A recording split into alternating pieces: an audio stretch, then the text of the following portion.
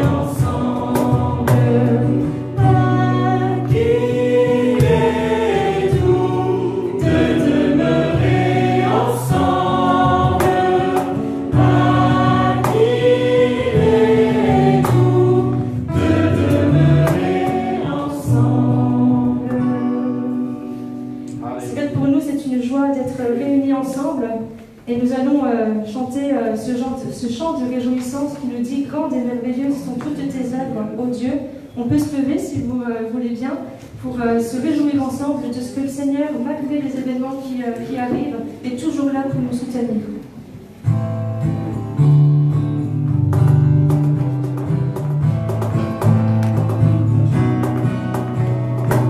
Oh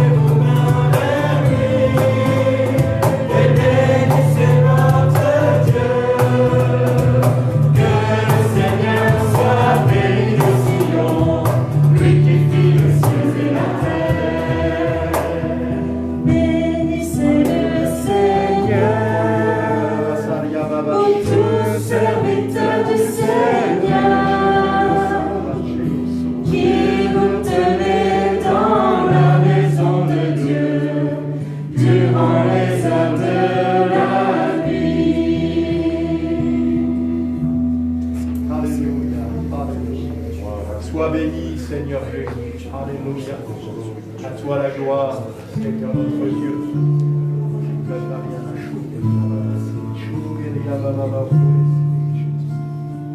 Seigneur, merci. Nous t'adorons, Père, dans ton temple. Nous t'adorons, Esprit, en vérité. Tu habites nos louanges. Nous t'adorons en esprit et en vérité. Nous t'adorons, Père, dans ton temple. Nous t'adorons en esprit et en vérité. Tu habites nos louanges. Nous t'adorons en esprit et en vérité. Car un jour près de soi, vaut mieux que mille ailleurs. Je désire habiter dans ton temple. Car un jour près de soi, vaut mieux que mille ailleurs.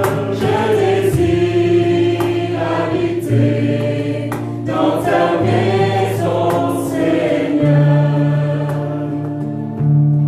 Nous t'adorons, ô Père, dans ton temple. Nous t'adorons en esprit et en vérité. Tu habites nos louanges. Nous t'adorons en esprit et en vérité. Car un jour près de toi, vaut mieux que mille ailleurs. Je désire habiter dans ton temple. Car un jour près de toi, vaut mieux que mille ailleurs. Je désire habiter dans ta maison, Seigneur. Je désire habiter dans ta maison, Seigneur. Alléluia. Je désire habiter dans ta maison, Seigneur. Et c'est vrai, Seigneur, quel privilège de pouvoir nous réunir ce matin, Seigneur, devant toi. C'est vrai, Seigneur Jésus, qu'un jour près de toi vaut mieux que mille ailleurs. Nous l'avons expérimenté, Seigneur, durant ces temps de séparation. Nous l'avons expérimenté durant ces temps, Seigneur, de maladie. Un jour près de toi, mon Dieu, vaut mieux que mille ailleurs. C'est vrai, Seigneur, sois élevé, sois glorifié ce matin, Seigneur Jésus. Répands ton esprit, répands ton onction, Seigneur, sur ton peuple. Répands, Seigneur Jésus, ton amour dans nos cœurs, Seigneur mon Dieu, afin que nous puissions encore t'adorer en esprit et en vérité. C'est ce que nous voulons, Seigneur, ce que nous recherchons, s'aimer en esprit et en vérité, pas de manière intellectuelle, pas de manière savante, Seigneur, mais t'adorer de tout notre cœur. Seigneur Jésus, un jour devant toi, tout genou fléchira. Un jour devant toi, toute langue te bénira, Seigneur. Et quelle joie, Seigneur, de savoir que nous sommes tes enfants, que tu es notre Dieu, que nous sommes appelés enfants de Dieu. Sois béni, sois loué, Seigneur Jésus, que nous puissions encore prier ce matin, faire monter nos louanges, un parfum d'adoration, parce que tu es Dieu, parce que tu es le Seigneur, parce que tu es notre Sauveur. Sois béni, sois glorifié, Jésus. Amen. Seigneur, il n'y a pas de plus grande situation, de plus belle position. Il n'y a pas de plus beau titre que celui d'être appelé enfant de Dieu. Et nous le sommes. Nous Nous le sommes au travers, Seigneur, de l'œuvre qui a été accomplie en notre faveur par Jésus, notre Sauveur sur la croix. Nous qui étions des gens du dehors, tu as fait de nous des gens de ta maison. Nous qui étions des étrangers, tu as fait de nous des fils et des filles. Seigneur, tu nous as restaurés, tu nous as visités, tu nous as rétablis. Seigneur, tu nous as guéris de ce mal incurable du péché. Alors ce matin, oui Seigneur, c'est bon d'être là, dans ta présence, et d'élever le nom de celui qui nous aime d'un amour éternel, de celui qui prend chaque jour, avec beaucoup de patience et de persévérance, soin de nous. Seigneur, oui, je veux dire ce matin, je te loue, je t'adore, parce que tu es mon Dieu, mon rocher, ma forteresse. Amen. Alléluia. À ton nom la gloire éternelle.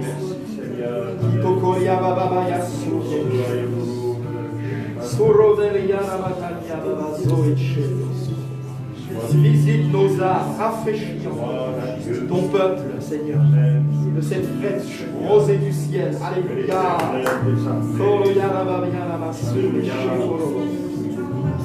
Seigneur, oh Dieu, sois béni. Ce sont les arbres du ciel, Seigneur. Oui, Seigneur. Tu es encore ce Seigneur qui sauve ce matin. Oui, sois béni. Tu dis dans ta parole que c'est toi qui commences, toi qui es encore au-dessus de tout ce matin. Reçois la louange de mon cœur, Seigneur. Je veux te dire, Seigneur, que rien ne pourra me séparer de ton amour, Seigneur. Seigneur de gloire. C'est mon cœur qui te loue, Seigneur. C'est vraiment Sois béni. Ce matin, nous sommes à ta sainte présence, Seigneur Jésus. Oh Seigneur, nous sommes réunis pour t'adorer, pour glorifier. Oui, Seigneur, alléluia. Oh Dieu, glorieux. Oh Seigneur, Béni soit l'Éternel. Oh, ce monde est un monde de ténèbres, Seigneur, mais toi qui es la lumière, Seigneur. Oh, qui t'es levé dans notre vie, Seigneur. Oh, le jour qui nous a sauvé, Seigneur. Oh, tu es la lumière, Seigneur. Oh, quelle force est levée dans notre vie, Seigneur Jésus. Oh, Seigneur, tu as mis fin à notre vie, Seigneur, à nos ténèbres, Seigneur. Oh, merci pour ce Seigneur. Seigneur, Oh, merci pour ton nous as racheté de notre belle manière de vivre. Seigneur, alléluia. Tu as fait de nous des affranchis. Oh, merci pour ton saint. Oh, alléluia. Nous Nous a mis au large. Oh, merci pour ta vie, Seigneur. Gloire et louange à toi. Amen. Alléluia. Tu es digne, très digne. Être loué, adoré. Dieu de justice, Dieu de compassion, combien il est bon ce matin d'exprimer notre reconnaissance. Combien il est bon notre Dieu d'être ensemble réunis dans le nom de Jésus-Christ. Seigneur notre Dieu, nous voulons vraiment t'apporter un culte de reconnaissance pour dire tout, Seigneur, de toute notre louange ce matin, parce que tu es le Dieu de délivrance, Oui, amen. parce que tu es le Dieu fidèle et bon, tu es ce Dieu juste et saint, Seigneur. C'est avec un grand respect que, ensemble, nous nous approchons de toi ce matin. Seigneur. Et nous voulons t'apporter, Seigneur. Oui, Seigneur. Tu es digne. Alléluia. L'Éternel est vivant. Seigneur. Quelle grâce Jésus. Par le nom de Jésus, nous nous approcher de toi. Nous pouvons proclamer Jésus-Christ est roi. Jésus-Christ est Seigneur. Merci notre Dieu parce que ton salut est grand, ton salut est éternel. Merci pour ton amour et ta puissance. Que ton nom soit béni. Alléluia. Seigneur, nous voulons te bénir. Tu es l'Éternel des armées et nous sommes bien à ton ombre. Seigneur, merci, quand bien même une armée camperait contre nous. C'est vrai. C'est toi qui es aux commandes. Seigneur, que peut nous faire le monde? Que peuvent nous faire les ténèbres? Nous sommes à Christ et Christ est à Dieu. Seigneur, nous te remercions pour ce si grand salut. Tu es notre Rédempteur. Et nous voulons prosterner nos cœurs dans ta présence. Nous voulons avec notre bouche confesser le nom de Jésus. Seigneur, à toi la gloire, l'honneur, la puissance. Seigneur, ces choses te reviennent. parce que tu es l'unique. Et nous sommes heureux de te connaître. Au nom de Jésus, notre Père, reçois la louange et l'adoration de ton peuple. Amen. Gloire à Dieu. Tu te trouves Alléluia. devant une porte comme une porte de fer. Et tu es là devant cette porte et tu regardes de droite et de gauche et tu te dis, mais comment cette porte pourra s'ouvrir? Comment pourrais-je franchir cette porte? Elle est beaucoup trop lourde, beaucoup trop forte, beaucoup trop résistante. Je ne pourrai jamais ouvrir cette porte. Et dans ton cœur, eh bien, il y a de la crainte, de l'angoisse. Tu gémis, tu cherches de droite, de gauche, pour voir s'il n'y a pas quelque part comme une clé, un boîtier où tu pourrais trouver une clé pour ouvrir la porte. Tu as fait des efforts et tous tes efforts se sont révélés vains. Et ce que Dieu veut te rappeler ce matin, ce que tu as lu dans sa parole il n'y a pas si longtemps, souviens-toi de ces portes de fer qui se sont ouvertes d'elles-mêmes. Dieu est toujours capable d'ouvrir les portes, quelles qu'elles soient, quelle que soit leur taille, quelle que soit leur composition. Il est le Dieu du miracle. Tu as vu comment il a pu faire sortir ses serviteurs de prison pour les mettre au large. Lui-même a ouvert la porte. Et il est le même Dieu ce matin. Ce qu'il attend de toi, comme il a trouvé dans le cœur de ses serviteurs, eh bien c'est que tu fasses taire l'angoisse, l'inquiétude, et que tu commences à élever le nom de Jésus et à lui rendre grâce dans la foi, t'attendant à voir cette porte s'ouvrir parce qu'il est le Dieu de la délivrance. Alors ce matin, que la louange, que l'adoration reprennent toute la place. Ainsi, les choses qui veulent t'empêcher de louer le Seigneur vont disparaître. Et lui va ouvrir la porte, parce qu'il n'a pas changé, parce qu'il est ton Dieu. Amen. Alléluia. Béni soit Dieu. Alléluia. Oh, merci Seigneur.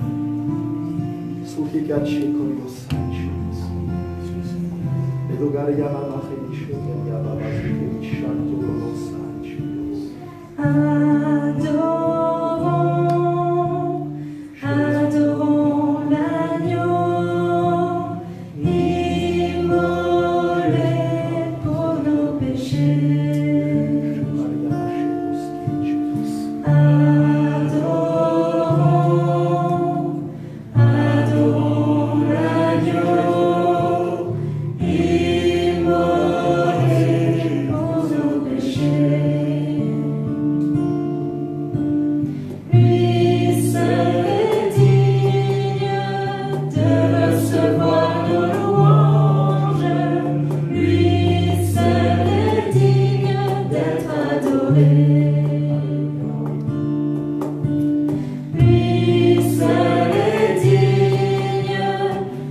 Recevoir nos louanges, lui seul est digne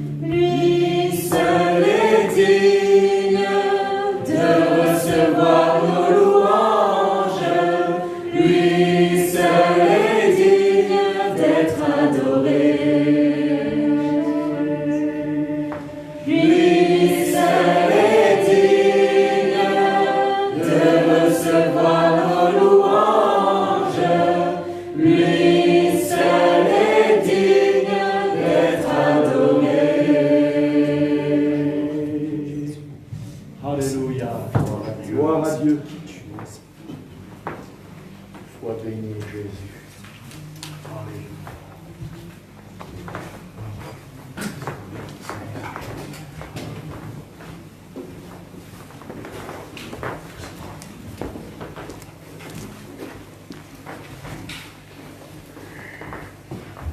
Voilà, que Dieu soit béni. Nous allons ouvrir ensemble la parole de Dieu et plus particulièrement dans le livre de Néhémie. Je vous invite à venir avec moi dans le livre de Néhémie au chapitre 7. Nous lirons le dernier verset du chapitre 7 de Néhémie et ensuite nous irons donc jusqu'au verset 13e du chapitre 8. Donc Néhémie 7, verset 73.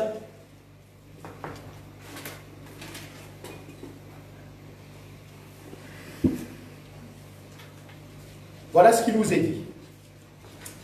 Les sacrificateurs et les lévites, les portiers, les chantres, les gens du peuple, les Néthiniens et tout Israël s'établirent dans leur ville.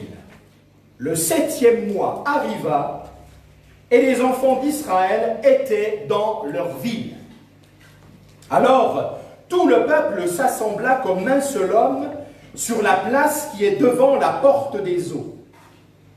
Ils dirent à Esdras, le scribe, d'apporter le livre de la loi de Moïse, prescrite par l'Éternel à Israël. Et le sacrificateur Esdras apporta la loi devant l'assemblée, composée d'hommes et de femmes, et de tous ceux qui étaient capables de l'entendre. C'était le 1er jour du 7e mois.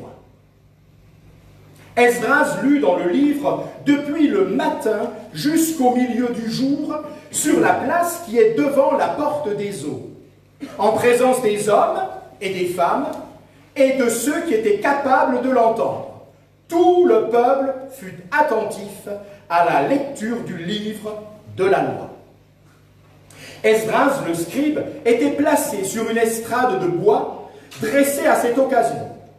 Auprès de lui, à sa droite, se tenaient Matithia, Shema, Anaja, Uri, Ilkija, Maaseja, et à sa gauche, Pédaja, Mishkaël, Malkija, Hashum, Ashbadana, Zacharie et Meshulam. Esdras ouvrit le livre à la vue de tout le peuple, car il était élevé au-dessus de tout le peuple. Et lorsqu'il eut ouvert, tout le peuple se tint en place. Esdras bénit l'Éternel, le grand Dieu. Et tout le peuple répondit en levant les mains, « Amen, Amen !» Et ils s'inclinèrent et se prosternèrent devant l'Éternel, le visage contre terre. Josué, Bani, Chérébia, Jamin, Akoub, Shabbataï, Odija, Maaseja, Kélita, Azaria, Josabad, Anan, Pélaja et les Lévites expliquaient la loi au peuple et chacun restait à sa place. Ils lisaient distinctement dans le livre de la loi de Dieu et ils ont donné le sens pour faire comprendre ce qu'ils avaient lu. Néhémie, le gouverneur, Esdras, le sacrificateur, et le scribe, et les lévites qui enseignaient le peuple, dirent à tout le peuple, « Ce jour est consacré à l'Éternel, votre Dieu.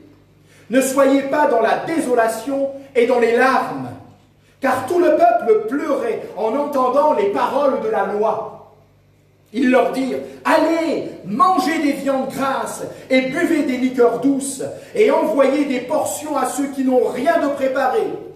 Car ce jour est consacré à notre Seigneur. Ne vous affligez pas, car la joie de l'Éternel sera votre force. » Amen. Les Lévites calmaient tout le peuple en disant, « Taisez-vous, car ce jour est saint, ne vous affligez pas. » Et tout le peuple s'en alla pour manger et boire, pour envoyer des portions et pour se livrer à de grandes réjouissances, car ils avaient compris les paroles qu'on leur avait expliquées. Le second jour, les chefs de famille de tout le peuple, les sacrificateurs et les lévites, s'assemblèrent auprès d'Esdras, le scribe, pour entendre l'explication des paroles de la loi. Amen. Seigneur, que nos cœurs ouverts puissent recevoir ton conseil. Nous voulons, Seigneur, à l'image de ce que nous voulons de lire ensemble, eh bien, avoir un cœur réceptif, être attentif, nous tenir dans ta présence avec ce désir de recevoir et de comprendre les Écritures. Parce que tu nous dis non seulement que nous devons écouter, entendre, mais pratiquer. Comment pratiquer ce que nous n'aurions pas compris? Donne-nous de comprendre ta parole pour ensuite la pratiquer et être heureux comme tu nous le dis toi-même.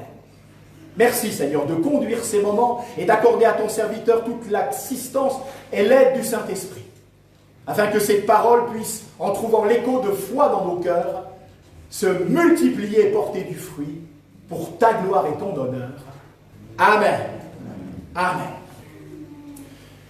Ce texte que nous venons de partager a vraiment travaillé mon cœur. Au départ, je ne pensais pas apporter ce message, mais vraiment c'est devenu quelque chose qui s'est imposé à moi.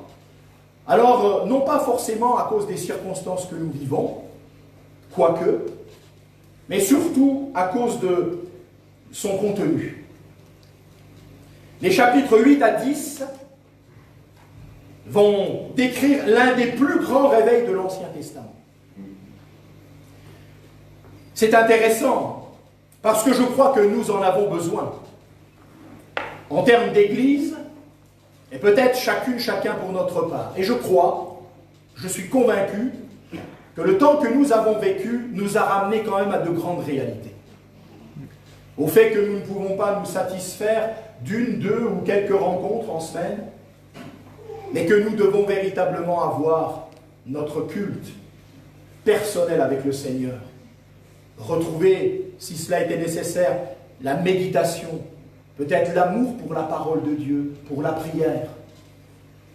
Je pense que cela nous a ramené à des choses que peut-être nous avions un petit peu négligées. Je dis bien peut-être ça n'est pas le cas. Et je veux croire que Dieu change toujours le mal en bien.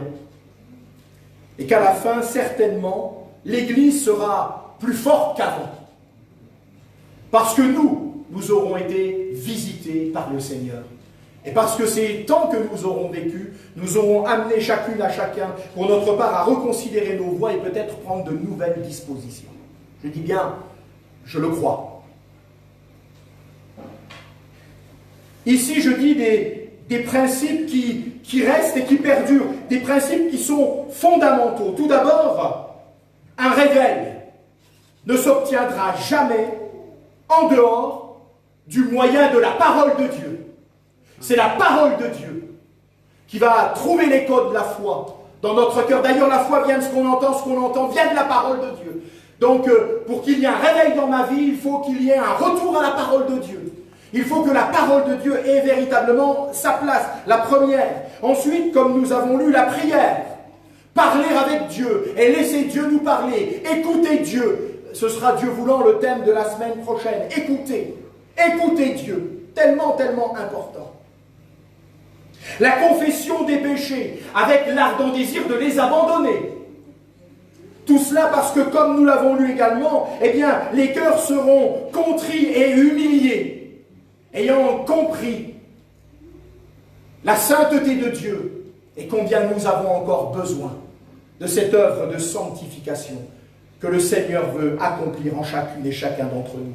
Et puis, bien sûr, je le pense aussi, le renouvellement de l'engagement à marcher selon la volonté de Dieu. Vous lirez la suite au chapitre 10, les versets 28-29, nous parle d'un nouvel engagement. Et l'engagement qui va être pris par le peuple, c'est faire de la parole de Dieu la norme absolue pour vivre. Je crois qu'un réveil n'est possible que dans ces mêmes conditions, quand la parole de Dieu est la norme absolue qui va conduire nos pas, diriger notre cœur.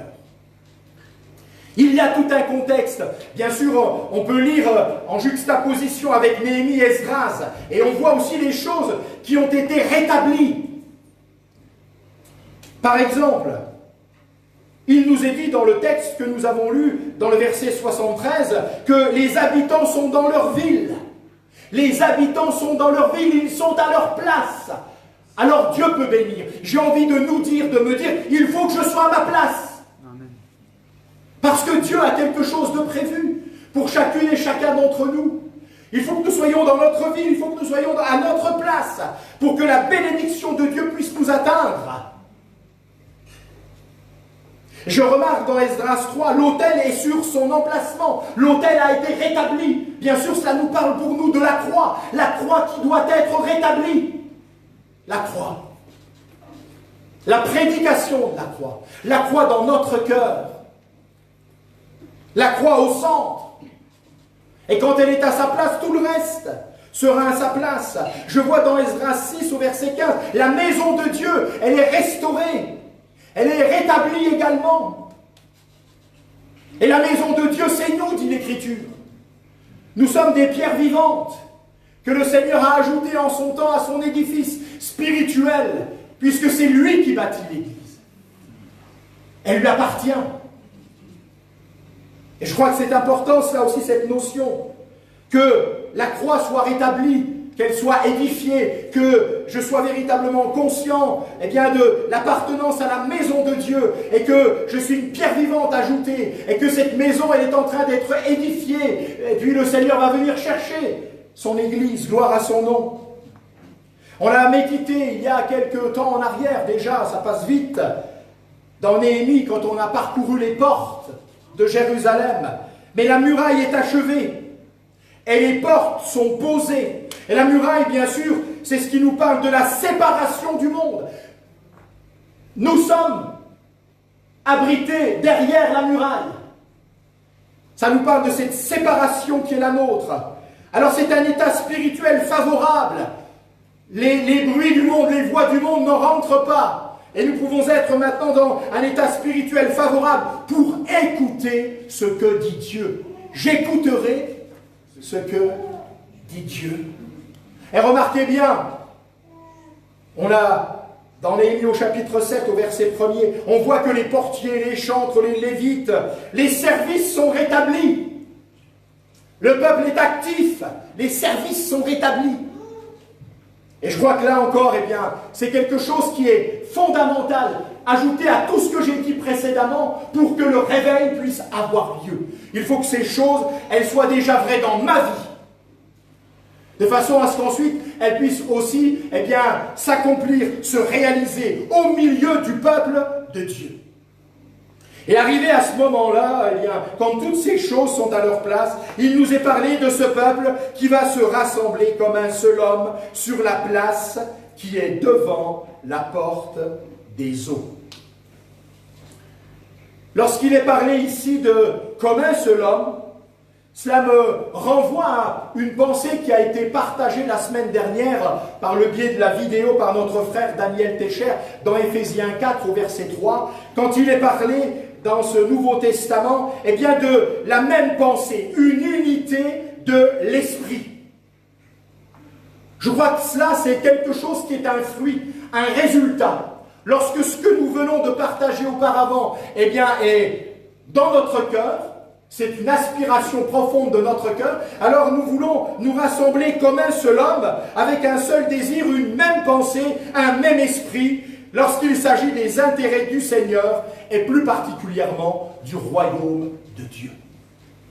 Vous savez comme moi que la prière du Seigneur de Jean 17, communément appelée la prière sacerdotale, est une prière où revient constamment comme un refrain cette pensée qu'il soit un comme nous sommes un. Cette unité qui n'est pas une unité de chiffres, mais qui est une unité de pensée, d'esprit, de cœur.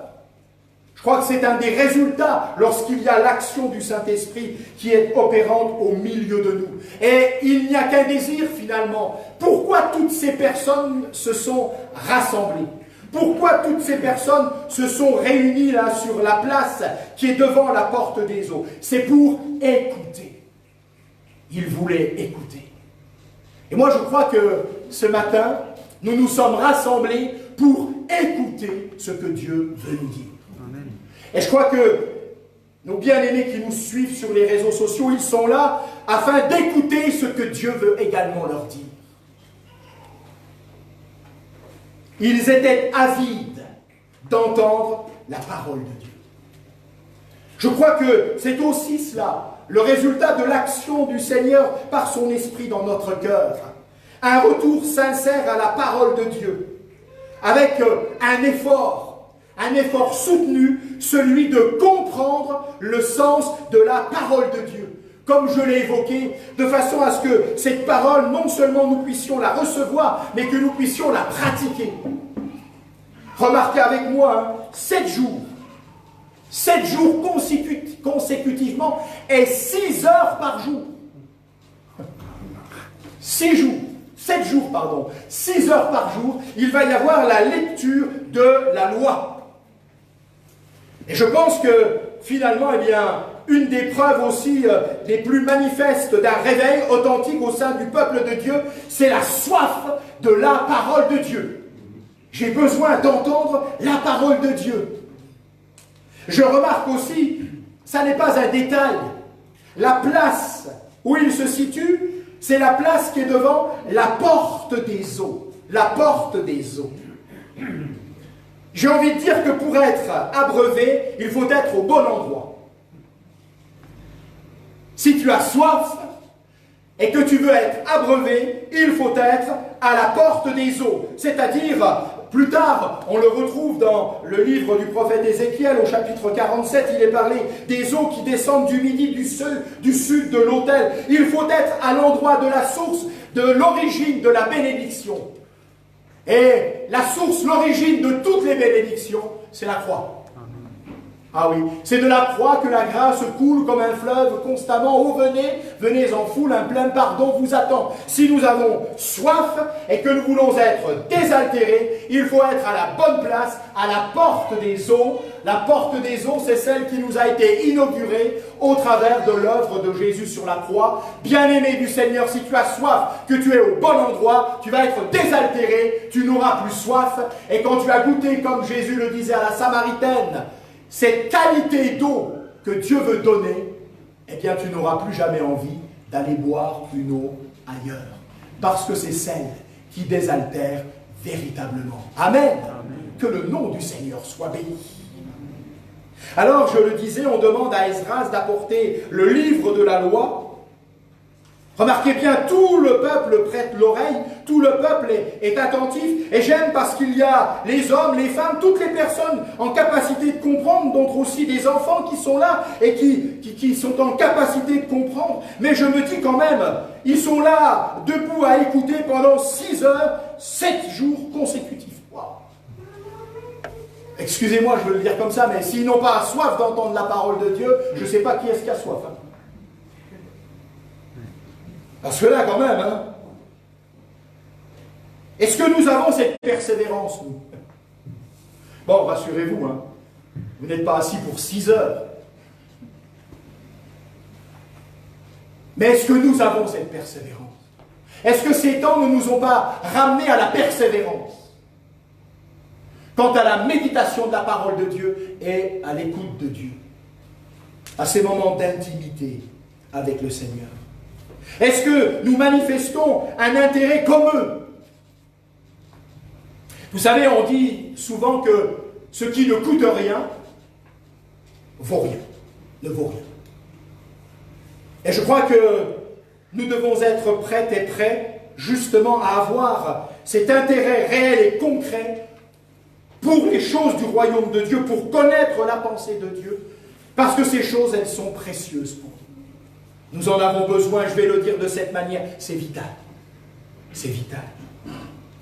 Alors, au verset 6 que nous avons lu, il nous est dit qu'ils vont répondre. Ils écoutent, ils sont là. Et puis à un moment, ils vont répondre. Et la réponse, elle se situe avec un mot qui est répété 2 fois. Il n'y a pas tellement de mots. Hein. Qu'est-ce qu'ils disent? Amen. Amen. Amen. Ça veut dire quoi, Amen? Nous sommes d'accord. Je suis pour que cela s'accomplisse, que cela se réalise. Vous voyez ce qui est agréable à Dieu?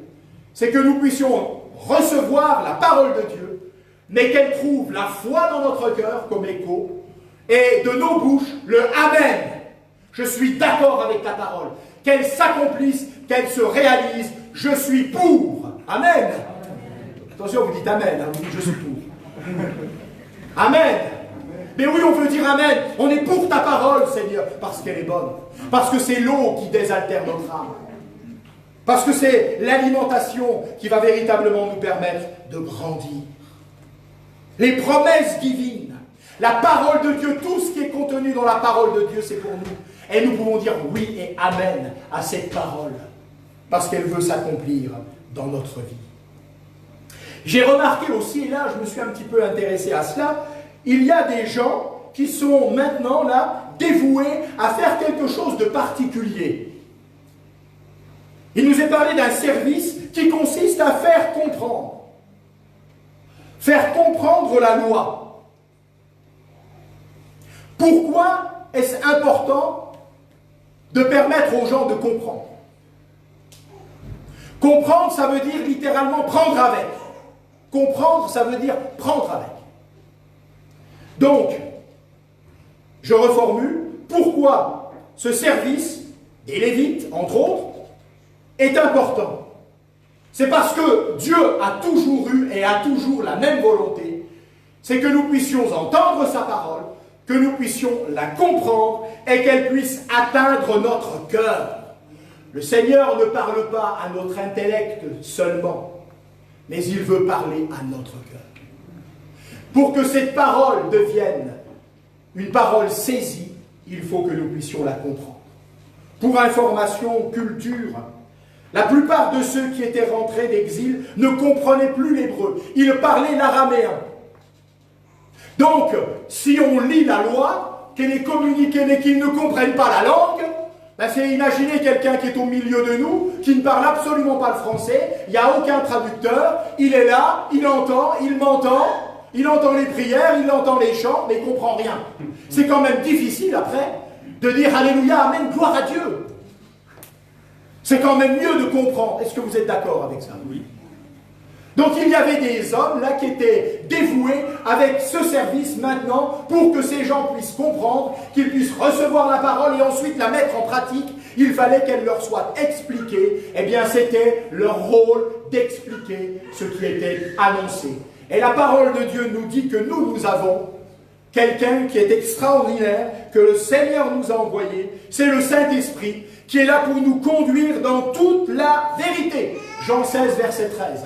Et je crois que c'est bon quand la parole de Dieu nous est annoncée et que le Saint-Esprit nous permet de la saisir, nous permet de la comprendre, de façon à ce qu'ensuite nous puissions la mettre en pratique. Amen. Je crois que ça c'est quelque chose qui honore véritablement le Seigneur. Maintenant, Coralie va descendre, Mike va monter, c'est le temps où eux changent. Je le disais, nécessité de la comprendre pour pouvoir la recevoir dans le cœur. Et ensuite, cette parole, c'est ce que nous avons lu. Lorsqu'elle a été comprise, quand elle a été saisie, quand elle est là maintenant dans ce coffre au trésor qu'est le cœur, elle va pouvoir aussi maintenant agir. Parce que Dieu envoie sa parole pour qu'elle puisse agir. Et il veille sur sa parole pour qu'elle s'accomplisse. Alors quel est le résultat à la lecture, à l'écoute, à la compréhension de la parole de Dieu? Eh bien, la parole de Dieu va révéler la pensée de Dieu. Et surtout, elle va révéler la pensée au peuple d'un Dieu saint. D'un Dieu 3 fois saint. Et à partir de ce moment-là, le peuple est conscient de son état, de toutes les conséquences de sa désobéissance. C'est pour cela que le peuple pleure. C'est comme s'il menait le deuil. Je crois, bien aimé, que le peuple a été profondément convaincu de son péché, quelque part de sa culpabilité. Et je crois qu'un réveil spirituel, eh bien, ne peut pas échapper à cette règle-là. Il sera toujours le fruit d'une repentance sincère, qui sera, là encore, une œuvre du Saint-Esprit, selon ce que le Seigneur a dit. Il viendra, il vous convaincra de péché, de justice, de jugement. C'est une œuvre première. Et on ne peut pas être comme réveillé spirituellement sans qu'il y ait eu une prise de conscience de notre état de pécheresse, de pécheur, sans qu'il y ait eu le désir d'abandonner le péché, comme je l'ai dit. Et à partir de ce moment-là, la confession est l'abandon du péché. Mais quand il y a cette repentance, ensuite, il y a une joie extraordinaire. La joie du salut.